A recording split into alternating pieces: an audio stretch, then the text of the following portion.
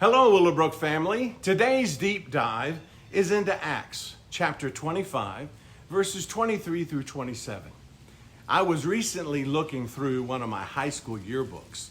It's always interesting to see what people wrote about you. Most of the comments end with, "Stay cool." Well, I already know I failed at that.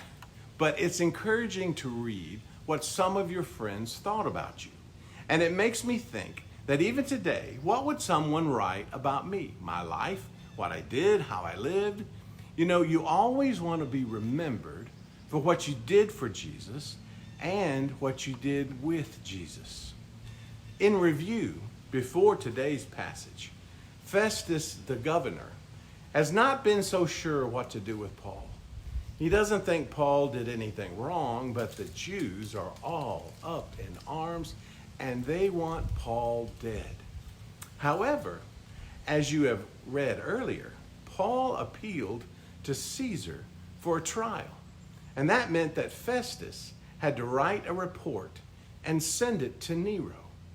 It would look really bad to send a prisoner to Caesar without a good explanation. So Festus calls on Agrippa to give him some advice.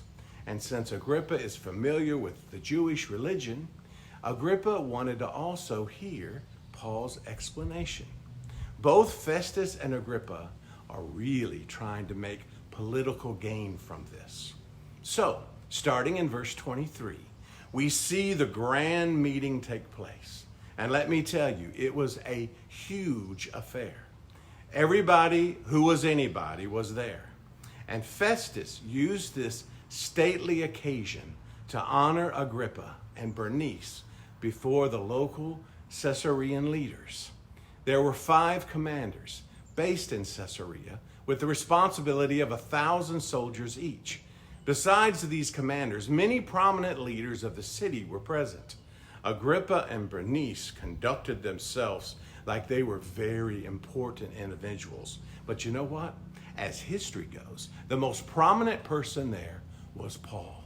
As Jesus himself said earlier in Luke, "But before all these things, they will lay their hands on you and persecute you, delivering you to the synagogues and the prisons, bringing you before kings and governors for my sake." As you will read in the next passage, Paul surely gave them something to write about. Even with the intimidation from the large, important crowd, the hand of God was upon Paul, and the Spirit of God spoke mightily through him.